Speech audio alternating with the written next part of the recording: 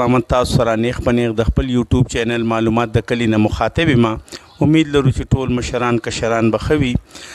د نه مخکې تاسو مهرباني وکړئ دا خبرې واورئ، بیا هغې نه بعد راځو تاسو سره نورې خبرې شریکو. इस किस्म के खत भेज रही है।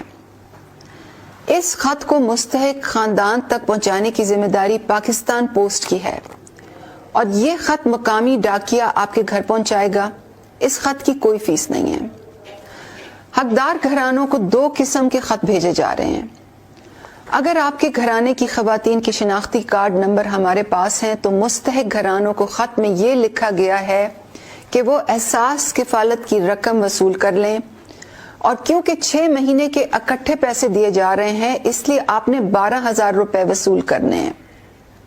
अगर आप खैबर पख्तूनख्वा, गिलगित बल्तिस्तान या आज़ाद जम्मू और कश्मीर में रहती हैं तो आप बैंक अल-फलाह की किसी भी दुकान या बायोमेट्रिक ATM से जाकर पैसे ले सकती हैं। पंजाब, सिंध, बलोचिस्तान और इस्लामाबाद में पैसे हबीब बैंक की दुकान या बायोमेट्रिक ATM से निकलवाए जा सकते हैं।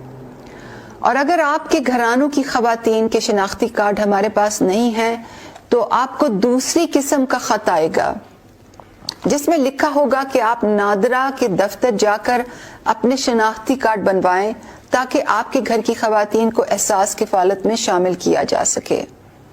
मैं चाहूंगी कि मेरा ये पैगाम जो प्रोग्राम खबरें چې مونږ غواړو تاسو سره په خپل یوټیوب چینل او فیسبوک پیج باندې مونږ تاسو سره شریک کو چې تاسو دوستان او زمونږ کوم خويندې دي هغه د دې نه خبرداري شي چې کم خلک دي کې اهل شوي دي نو د هغې پوسټ آفیس واحد ګړی د مرحوم باچا صاحب علی رحمت فرزن سید مولانا عبدالحسیب باچا چې د ډاخاني د واحد ګړی مشر دی هغه سره دا ستاسو پیغامات ستاسو کم احساس پروګرام لیټری دي راغلی دي نو برای مهرباني دي سره رابطه وکړئ او خپل معلومات وسره وکړئ چې ستاسو په دې کې دغه راغلی وي نو هتې نه وصول کړئ چې تاسو خپلې پیسې د ایزي پیسه په شاپ باندې یا الفلاح بینک نه واخلئ او مستفید شئ. زمونږ دا پیغام تاسو ته در رسول پکارو چې مونږ چینل او په فیسبوک چینل باندې دا پروګرام شریک کړلو.